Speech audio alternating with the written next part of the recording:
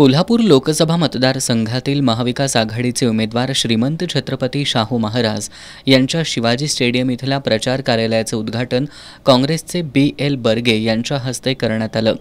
यावेळी बोलताना आमदार सतेज पाटील यांनी श्रीमंत छत्रपती शाहू महाराज यांच्या उमेदवारीमुळे सर्वत्र चैतन्याचं आणि उत्साहाचं वातावरण असून याचं मतांमध्ये रूपांतर करा असं आवाहन केलं।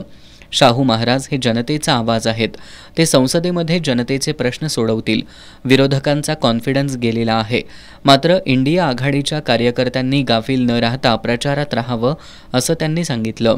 जे महायुतीमध्ये सामील झाले त्यांना सामील होताना बरं वाटलं होतं, मात्र आता त्यांना तिकिटासाठी मारामारी करावी लागत असून तिकिटासाठी ज्यांना पळापळ करावी लागते ते जनतेचे प्रश्न काय सोडवणार असा सवाल आमदार सतेज पाटील यांनी उपस्थित केला।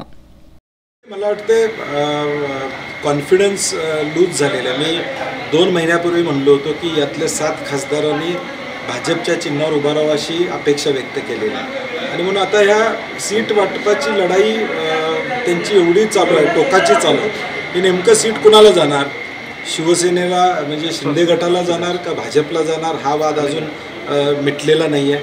आणि मला वाटते संभ्रम अवस्था, लोकांना जे शाश्वत पाहिजे ते महायुती देऊ शकत नाही, महाविकास आघाडीच देऊ शकतं। हे उमेदवारीच्या निवडी बसून विश्वास आम्ही लोकांना दिलेला।